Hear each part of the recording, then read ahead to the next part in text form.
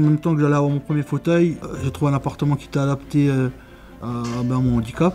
Et puis c'est comme ça en fait que ça a commencé avec les ergothérapeutes. C'est même rassurant d'avoir ces personnes à côté de nous, ce qui nous permet de cibler ce qu'il faut vraiment comme matériel. Alors on a pensé avec ma fille d'aller chez eux et de me faire guider de comment il faut faire pour avoir une salle de bain.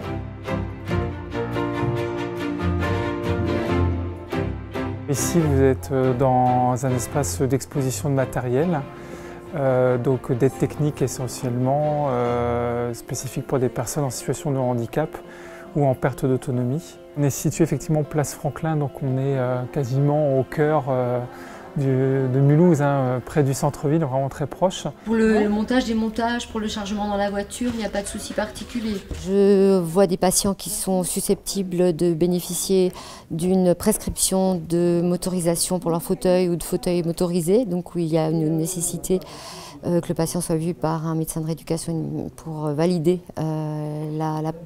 le choix, le type de fauteuil, le type d'assise. C'est un fauteuil manuel avec une propulsion électrique de type e-motion.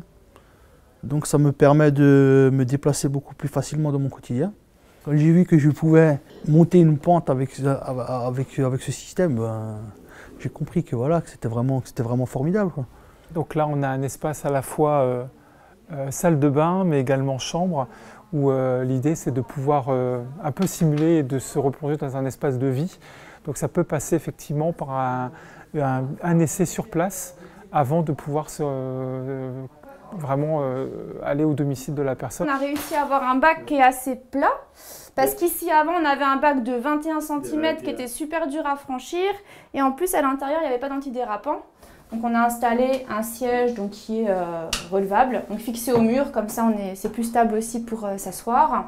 Au fur et à mesure qu'on prend de l'âge, on a moins de souplesse, on a des fois des pertes d'équilibre, des problèmes visuels, etc. Et nous on va essayer de venir compenser ces problèmes à domicile et apporter des solutions techniques pour éviter tout problème qui serait lié en fait à cette perte d'autonomie. Faire des préconisations en accord avec le projet de la personne. Établir un cahier des charges avec croquis si besoin. La personne fait faire des devis par des entreprises. L'ergothérapeute contrôle les devis, voir si c'est conforme au cahier des charges. Et ensuite, s'il y a besoin de faire des dossiers d'aide au financement, on se met en contact avec l'assistante sociale de l'équipe pour constituer un dossier. Parce que les personnes au niveau des organismes financiers ne s'y retrouvent pas forcément, ne les connaissent pas toujours. Et nous, ça nous permet d'être l'interlocuteur entre les organismes et les personnes. Parce que qui dit aménager un logement ou acquérir du matériel, ça demande un coût.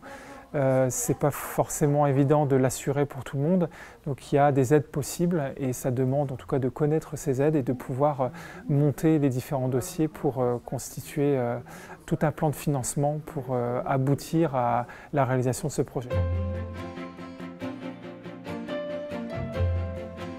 Donc on va déjà évaluer effectivement les capacités visuelles qu'ont les personnes, les restes visuels et les besoins de compensation.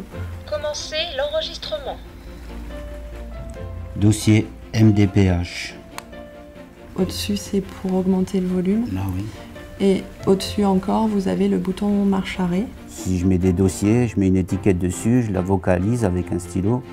Et puis comme ça, je me repère, quoi. Ou sur des boîtes de sucre ou aussi ce que j'ai plus l'habitude de prendre, quoi.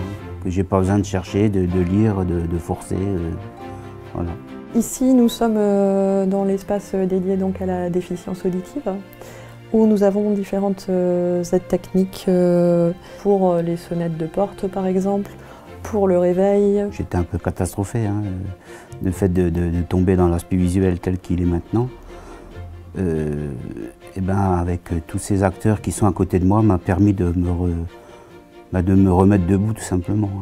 C'est la bonne solution parce que ça permet effectivement en sécurité de sortir de son domicile et de pouvoir effectivement conserver son autonomie.